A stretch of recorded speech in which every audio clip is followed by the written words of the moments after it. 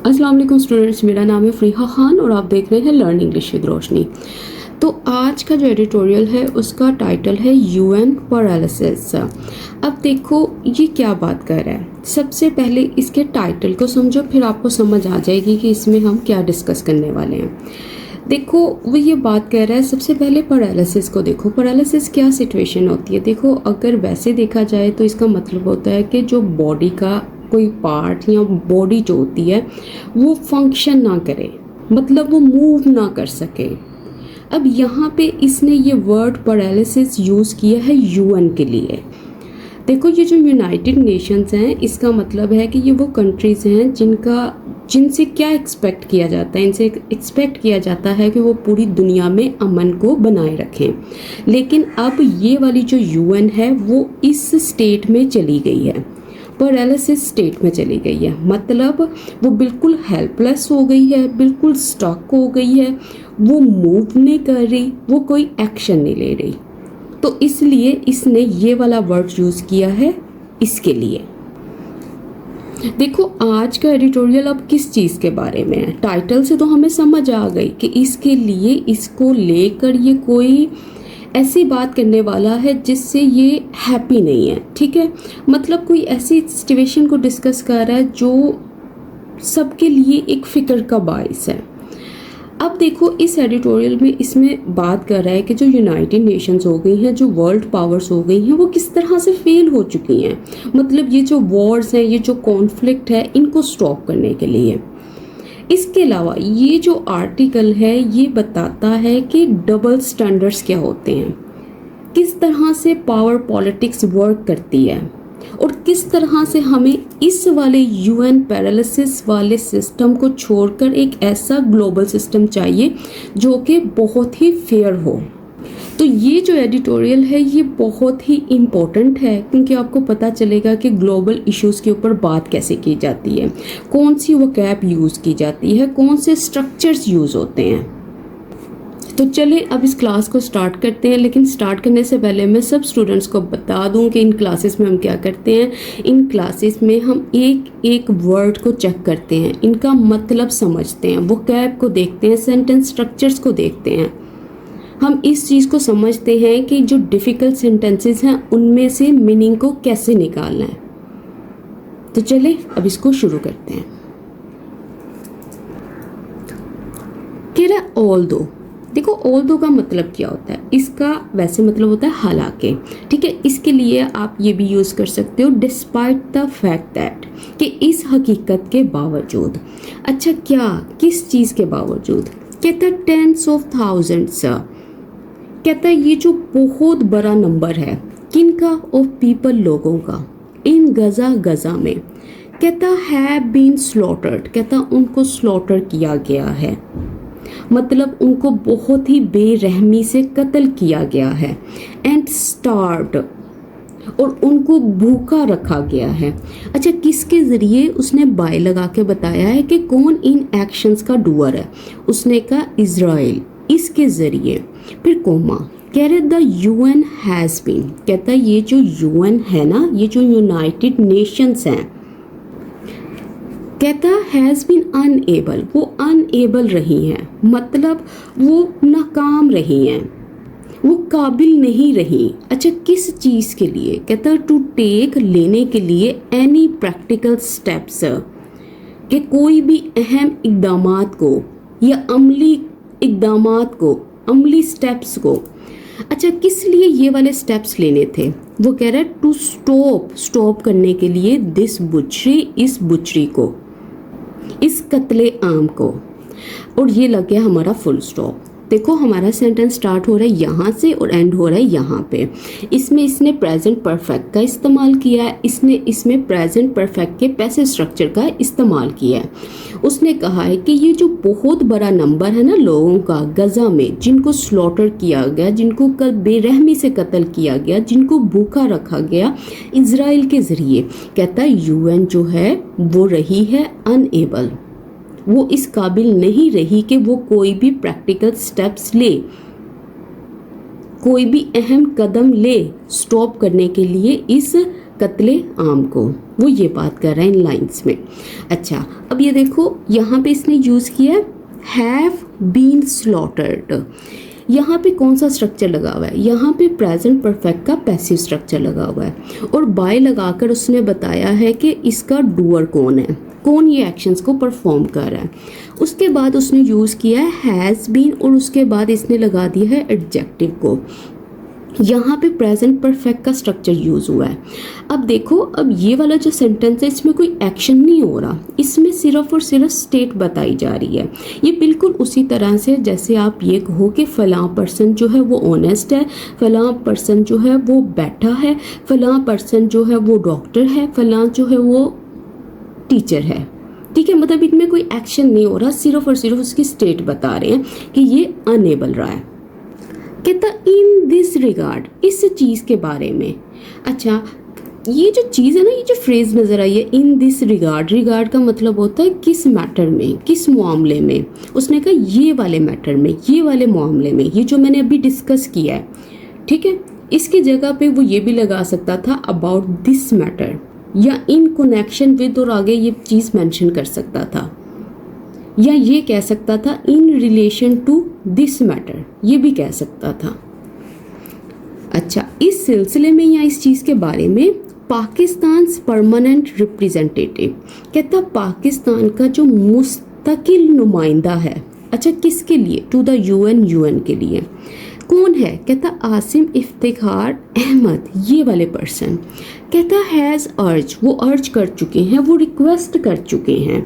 अच्छा, किससे? The security council, इससे मतलब यूएन के अंदर ये वाला जो ग्रुप है जिसका क्या काम है, जिसका मकसद है कि मुल्क में अमन को कायम रखना। कहता नो टू रिमेन, कहता उसने अर्ज किया, उसने रिक्वेस्ट किया है कि ऐसे ना बने रहो, नोट टू रिमेन। क्या? कहता बाय स्टैंडर्ड, ये वाली चीज़ मतलब तमाशा देखने वाला ना बने रहो, वो ये बात कर रहा है। अब हमारा सेंटेंस जो है वो स्टार्ट हो रहा है यहाँ से, यहाँ पे एंड हो रहा है। देखो, इसने यहाँ पे प्रेपोजिशनल एक फ्रेज लगा दी, उसके बाद इसने पूरी की पूरी एक क्लॉज यहाँ पे रख दी।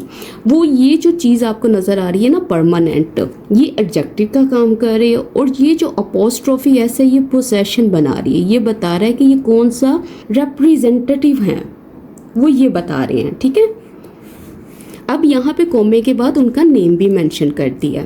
अच्छा, वो ये बता रहे हैं कि ये वाले जो नुमाइंदा थे जो पाकिस्तान के थे और इनके लिए थे, आसिम इफ्तिखार अहमद उनका नाम था, उन्होंने रिक्वेस्ट किया है इनसे कि आप जो है वो तमाशा देखने वाला ना बने रहो, वो ये बता रहे हैं, ये बात कह रहे हैं।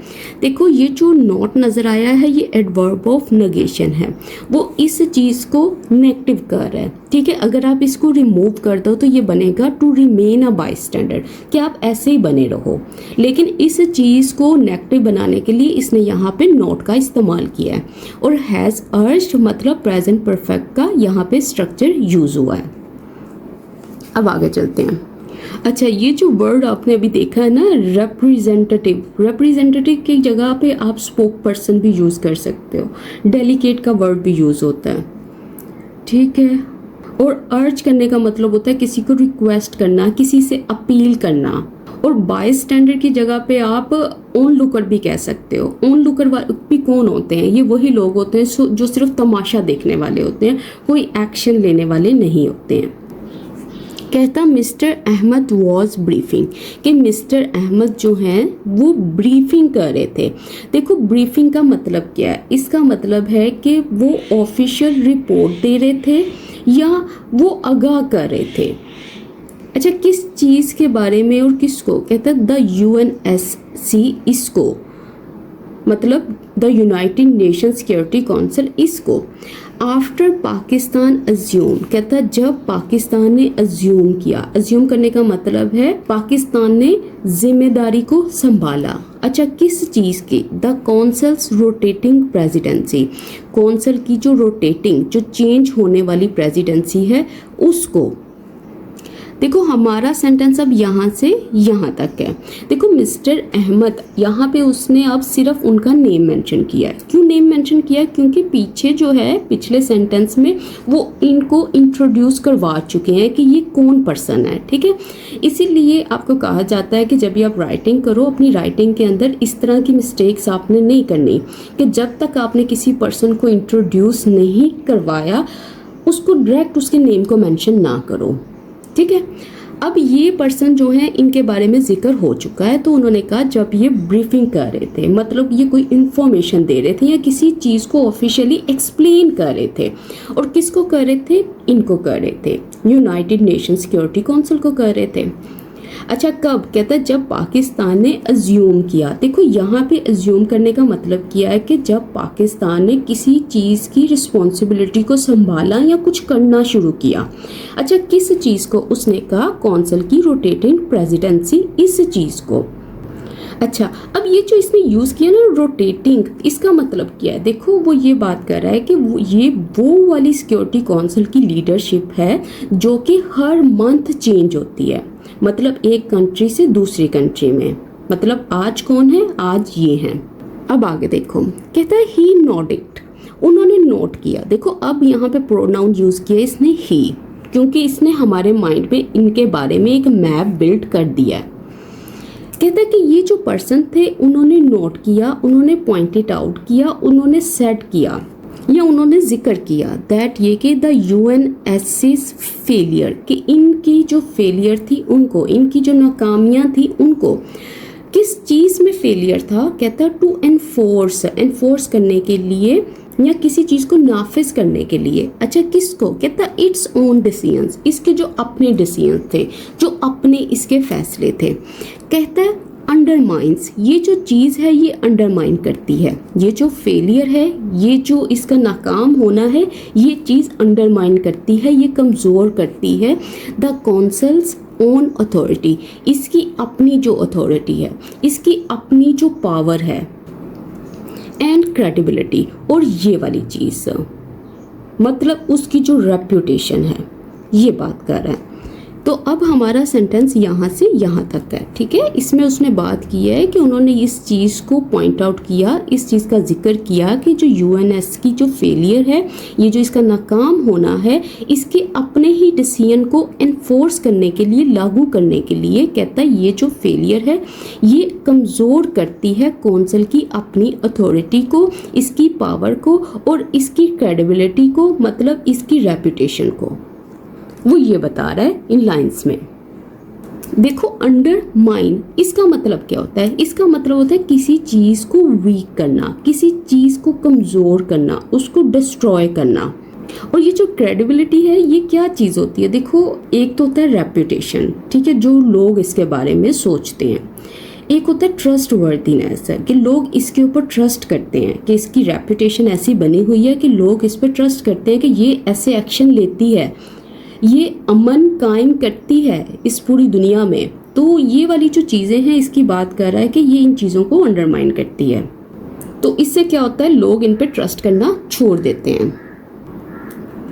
अब वो कह रहा है even beyond the Palestinian occupied territories. देखो अब इसमें क्या कह रहा है? अब वो कह रहा है इवन बियॉन्ड, बियॉन्ड का मतलब होता है इस चीज़ से आगे, इस चीज़ से परे, ठीक है। मतलब कि ये चीज़ जो है अब खाली यहाँ तक लिमिटेड नहीं है, ठीक है। और टेरिटरीज का मतलब क्या है? इनका जो रीजन है, इनके जो इलाके हैं, इन मेजर रीसेंट ग्लोबल कॉन्फ्लिक्ट्स। कहता है ये जो मेजर मतलब ये जो बहुत ही अहम, जो बहुत ही बड़े, रीसेंट मतलब हाल ही में, ग्लोबल कॉन्फ्लिक्ट्स मतलब ऐसे झगड़े जो कि इंटरनेशनल फाइट्स थी, मतलब जिसमें कंट्रीज शामिल थी। द यूएन हैज़ बीन, कहता जो यूएन है वो रहा है अनएबल, मतलब वो नाकाम रहा है, वो कामयाब नहीं हुआ, to play any worthwhile role. अच्छा किस चीज़ में नाकाम रहा है? उसने कहा कोई भी काबिले अहमियत किरदार अदा करने में, मतलब कोई भी यूजफुल या मीनिंगफुल कंट्रीब्यूशन करने में ये जो यूएन है ये नाकाम रही है, वो ये बता रहा है। अच्छा कॉन्फ्लिक्ट किसको बोलते हैं? क्लैशेस को बोलते हैं, वॉर्स को बोलते हैं, डिस्प्यूट्स को बोलते हैं, झगड़ों को बोलते हैं। फिर आ गया वर्ड अनेबल। अनेबल का मतलब है कि वो बिल्कुल ही हेल्पलेस रही है, वो पावरलेस रही है। अच्छा, इसके बाद इसने यूज़ किया वर्थ वाइल रोल। मतलब वर्थ वाइल का मतलब क्या होता है? वो वाला रोल, वो वाला पार्ट, वो वाला फंक्शन जो कि यूज़फुल है, जो कि मीनिंगफुल है, जो कि वैल्यूएबल है, मतलब जो कि बहुत ही कीमती है, जो बहुत ही फ़ायदेमंद है। कहता फॉर एग्जाम्पल, मिसाल के तौर पर, फिर comma, the war in Ukraine rages on. कहता जो वॉर है यूक्राइन में वो कंटिन्यू है, वो शिद्दत से जारी है। कहता वाइल, जबकि द यूएन वॉज अनएबल, कि जो यूएन है वो अनएबल रही है टू डू मच, मतलब कुछ खास नहीं कर सकी। टू एंड, ख़त्म करने के लिए, हॉस्टिलिटीज़, दुश्मनियों को, आफ्टर, कहता किसके बाद, इंडिया अटैक्ड पाकिस्तान, जब इंडिया ने हमला किया पाकिस्तान पर इन मई में, फिर कोमा, फिर उसके बाद उसने लगाया और इस चीज़ में, मतलब उसने कुछ चीज़ों की ऑप्शंस दी है, मतलब मिसाल दी है, एग्जाम्पल दी है कि ये वाले जो इंसिडेंट्स हुए हैं इनमें ये बिल्कुल अनएबल रही है, मतलब फेल रही है ये। कहता आफ्टर, किसके बाद, इजराइल अटैक, जब इजराइल ने अटैक किया ईरान को लास्ट मंथ, पिछले महीने। तो अब ये असल में जो इसने पॉइंट यहाँ पे सामने रखा है, जो ये बार बार एक ही बात बोली जा रहा है, अनएबल अनएबल, तो ये आगे अपने ही पॉइंट को सपोर्ट कर रहा है ऐसी एग्जांपल्स देके। तो इन लाइंस में वो क्या कह रहा है? कहता मिसाल के तौर पर ये जो जंग थी यूक्राइन में जो शिद्दत से जारी है, कहता जबकि जो यूएन है वो नाकाम रही है कुछ करने में। अच्छा, कौन सा कुछ करने में? कहता जो कि एंड करती हॉस्टिलिटीज़ को, दुश्मनियों को, किसके बाद, जब इंडिया ने अटैक किया था पाकिस्तान को मई में। और यहाँ वो कह रहे ये वाली एग्जांपल ले लो कि जब इजराइल ने अटैक किया था ईरान को लास्ट मंथ, पिछले महीने, तो ये तब भी कुछ नहीं कर सकी। अच्छा, अब ये जो इसने यूज़ किया है ना वर्ड, किधर गया, रेजिजोन, ये जो फ्रेज़ है, ठीक है, इसकी जगह पे कंटिन्यूस भी आ सकता था, परसिस्ट भी आ सकता था, ठीक है, लेकिन रेजिजोन जो है वो ज़्यादा पावरफुल वर्ड है यहाँ पे। अब आगे देखो, कहता दिस शोज, कहता ये जो चीज़ है ये दिखाती है, क्या दिखाती है, दैट ये कि द पोस्ट वर्ल्ड वॉर 2, मतलब दूसरी जो जंगे अजीम थी उसके बाद, ठीक है, पोस्ट का मतलब क्या है, इसके बाद, आफ्टर की बात कर रहा है। कहता रूल्स बेस्ड इंटरनेशनल ऑर्डर, कहता वो वाला इंटरनेशनल ऑर्डर जो कि इस चीज़ के ऊपर बेस्ड करता था, मतलब ऐसा इंटरनेशनल ऑर्डर जो कि कवानीन के ऊपर था। कहता इज प्रैक्टिकली, कहता तकरीबन, या आप ये समझ लो कंप्लीटली, कहता डेड, ये डेड हो चुका है, ये मर चुका है। एंड द बिग पावर्स, कहता ये जो बड़ी बड़ी ताकतें हैं, पर्टिकुलरली खास तौर पर the US and its European allies, और इसके जो अलाइज हैं, मतलब इसके जो सपोर्टर्स हैं, इसके जो हामी हैं, कहता are to blame for its collapse, कहता ये जिम्मेदार हैं इसके कोलैप्स के, इसके निज़ाम के टूटने के। अब देखो असल में ना इन लाइंस में वो क्या रहा है, वो ये बात कर रहा है कि ये जो चीज़ है ना, मतलब दूसरी जो बड़ी जंग अजीम थी उसके बाद से, कहता वो वाला इंटरनेशनल ऑर्डर जो कि रूल्स बेस्ड था, जो कवानीन के ऊपर मबनी था, कहता ये जो है तकरीबन जो है ये डेड हो चुका है, मर चुका है। और कहता ये जो बड़ी बड़ी पावर्स हैं, ख़ास तौर पर यूएस हो गया, इसके सपोर्टर्स हो गए, कहता इन पे ब्लेम करना है, ये जिम्मेदार हैं इसके कोलैप्स के, इसके डेड होने के। देखो कोलैप्स का मतलब क्या होता है, इसका मतलब होता है किसी चीज़ का टूटना, किसी चीज़ का फॉल, किसी चीज़ का एंड होना, किसी चीज़ का ब्रेक डाउन। और ये जो इसने यूज़ किया ना रूल्स बेस्ड, तो इसका मतलब है कि कानूनी निज़ाम था, ये वो वाला ऑर्डर था जो कि इस चीज़ के ऊपर बेस्ड था। कहता द यूएस हैज़ बीन, कहता ये रहा है इंस्ट्रूमेंटल, मतलब बहुत ही अहम, बहुत ही इम्पोर्टेंट, हेल्पफुल। अच्छा किस चीज़ में, कहता इन वीटोइंग रेजोल्यूशंस, इन रेजोल्यूशंस को रिजेक्ट करने में, इन फॉर्मल डिसीजंस को या स्टेटमेंट्स को जो कि यूएन के ज़रिए बनाई गई थी, इनको रिजेक्ट करने में। दैट हैव सेंशर्ड, या मजम्मत कर चुकी है इजराइल की एट द यूएनएससी, मतलब यूनाइटेड नेशन सिक्योरिटी काउंसिल। अच्छा देखो, अब ये वाली जो लाइन है ये बहुत ही इम्पोर्टेंट है। कैसे इम्पोर्टेंट है? देखो इसमें उसने बात किया है जो यूएस है ना, ठीक है, अभी इसने पीछे क्या बात की थी, उन्हीं चीज़ों को ये सपोर्ट कर रहा है। अब यहाँ पे कह रहा है जो यूनाइटेड स्टेट्स है ना, उसमें बहुत ही वो इंस्ट्रूमेंट रही है, मतलब उसने एक अहम किरदार अदा किया है। किस चीज़ में किरदार अदा किया है? उसने कहा कि ये वाले कामों में, मतलब कि उसने स्टॉप किया है यूएन डिसीजंस को जो कि क्रिटिसाइज करते हैं इजराइल को, वो ये बात कर रहे हैं लाइन्स में। अच्छा, ये जो वर्ड है ना सेंसर, इसका मतलब होता है किसी को क्रिटिसाइज करना, किसी की तनकीद करना, कंडेम करना, मजम्मत करना, ब्लेम करना, उस पर उसको इल्ज़ाम देना। और ये जो वर्ड है ना रेजोल्यूशंस, इसका मतलब क्या? इसका मतलब है उसके जो डिसीजंस थे, उसके जो एक्शंस थे, उसके जो प्रपोजल्स थे। और ये जो वर्ड इसने वीटो यूज़ किया ना, इसका मतलब होता है किसी को उसकी चीज़ को ब्लॉक करना, उसको रिजेक्ट कर देना, उसको रद्द कर देना, उसको स्टॉप कर देना। कहता व्हेन पावरफुल स्टेट्स प्रोटेक्ट, कहता जब पावरफुल स्टेट्स जो होती हैं ना वो प्रोटेक्ट करती हैं, वो हिफाजत करती हैं, वो बचाती हैं किसको? अलाइज को, इसके जो फ्रेंड्स हैं, इसके जो पार्टनर्स हैं।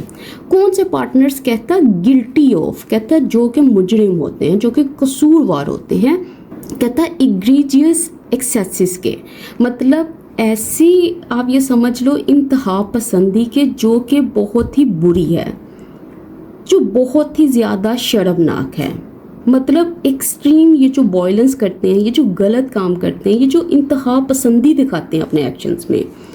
कहता देयर इज लिटल, कहता वहाँ पे ना के बराबर कुछ है। द यूएन कैन डू, जो कि यूएन कर सकती है। इसलिए वो कह रहा है ना कि यूएन जो है वो हेल्पलेस है, वो अनएबल है, वो नाकाम रही है, वो पैरालिसिस स्टेट में है।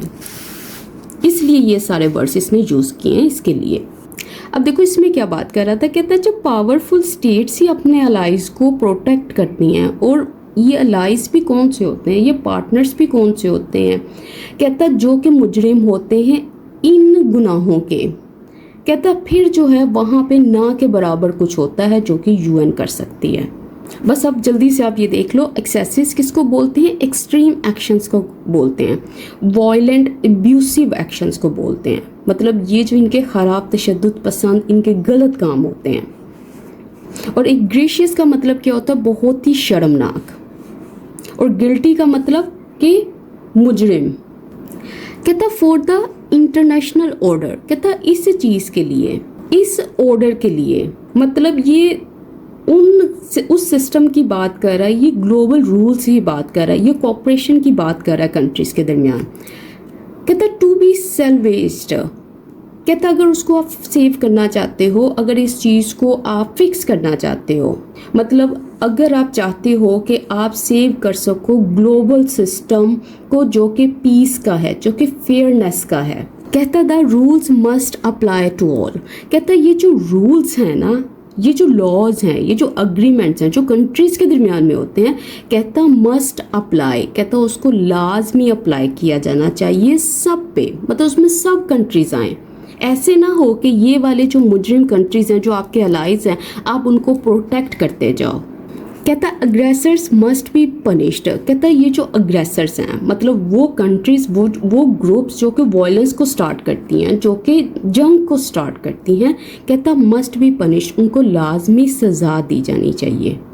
एंड वल्नरेबल पॉपुलेशंस, कहता और ये वाली जो पॉपुलेशंस हैं, मतलब ये जो कमज़ोर, ये जो बेबस आबादियाँ हैं, कहता प्रोटेक्टेड फ्रॉम जेनोसाइड, कहता इनको प्रोटेक्ट किया जाना चाहिए, इनको महफूज रखा जाना चाहिए। कहाँ से? जेनोसाइड से, नस्ली कत्लेआम से, एंड वायलेंस, इस तशद्दुद से। वो ये बात कर रहा है इन लाइंस में। अब जल्दी से इसकी वो कैप चेक कर लो। देखो सैल्वेज का मतलब क्या होता है? किसी चीज़ को सेव करना या किसी चीज़ को रीस्टोर करना। और यहाँ पे असल में बात भी रीस्टोर करने की ये कर रहा है, ये किसी चीज़ को दोबारा कायम करने की बात कर रहा है। और वो क्या चीज़ है, इसने आके यहाँ पे इंटरनेशनल ऑर्डर की बात की है कि इसको वो दोबारा से रिस्टोर करना चाहता है, इसको एक्टिव करना चाहता है, इसको रिकवर करना चाहता है। अच्छा अब जल्दी से देख लो। अच्छा अग्रेसर्स कौन से होते हैं? अटैकर्स होते हैं, जो इन्वेडर्स होते हैं, जो वॉयलेटर्स होते हैं, जो हमलावर होते हैं। अच्छा, वल्नरेबल किसको बोलते हैं? हेल्पलेस को बोलते हैं, मतलब जो बहुत ही बेबस होते हैं, जो कमज़ोर होते हैं, जो ख़तरे में होते हैं।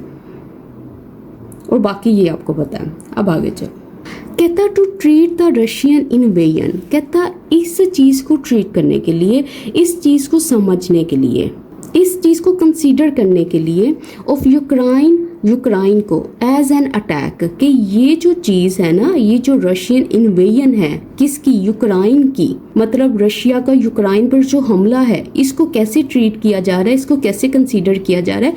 इसको अटैक के तौर पर कंसीडर किया जा रहा है।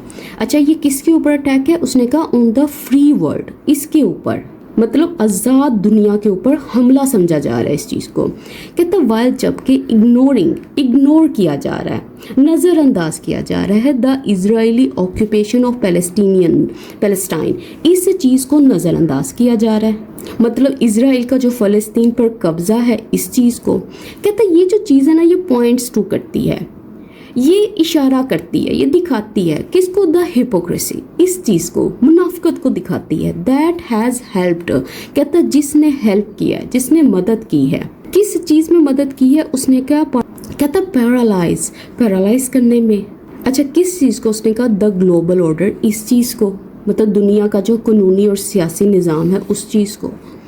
तो अब इसमें ये क्या बात कर रहा है? इसमें ये बात कर रहा है कि ये जो रशियन इन्वेजन था, ये जो इसका हमला था यूक्राइन पे, कहता है इसको तो कंसीडर किया गया कि ये हमला था एक आज़ाद दुनिया के ऊपर, जबकि इस चीज़ को इग्नोर करते हुए, किस चीज़ को? इसराइल का जो कब्ज़ा था फ़लस्तीन के ऊपर। कहता है ये जो चीज़ है ना, ये जो इग्नोर करना है, ये जो सब चीज़ें इसने मेंशन की है, कहता है ये पॉइंट करती है, इशारा करती है मुनाफिकत की तरफ।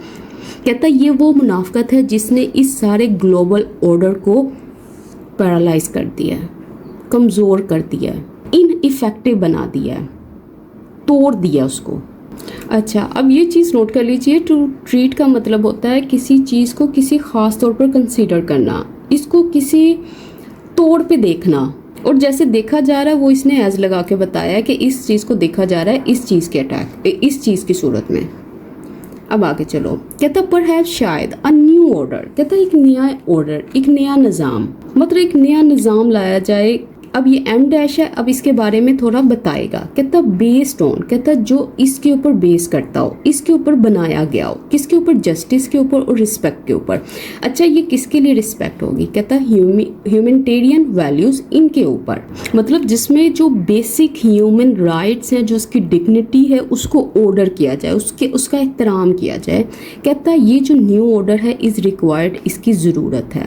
कहता वेयर, जहाँ militarily and financially powerful states है, कहता जहाँ पे ये वाले जो मुल्क हैं, ये वाली जो स्टेट्स हैं, जो फौजी और माली तौर पर ताकतवर हैं, कहता आर नॉट अलाउड, कि उनको इजाज़त नहीं है टू बुली करने की, मतलब धमकाने की या दबाव डालने की। किनको? कहता वीकर कंट्रीज, कमज़ोर ममालिक को। एंड वेयर, जहाँ पे the global south has a seat at the table, कहता जहाँ पे जो ग्लोबल साउथ है वो इस चीज़ को रखती हो, मतलब उनकी अपनी आवाज़ हो, वो डिसीजन मेकिंग का पार्ट हो, फैसले में उनका एक हिस्सा हो, जहाँ पे वो कोई नुमाइंदगी हासिल करें। वो ये बात कर रहा है इन लाइंस में, उसको ऐसा निज़ाम चाहिए, ऐसा ऑर्डर चाहिए। अच्छा, अब इसकी वो कैप चेक कर लेते हैं। देखो, बुली करने का मतलब होता है किसी को थ्रेटन करना, किसी को धमकाना, किसी पे गालिब आने की कोशिश करना, किसी को ऑप्रेस करना, किसी को कंट्रोल करने की कोशिश करना।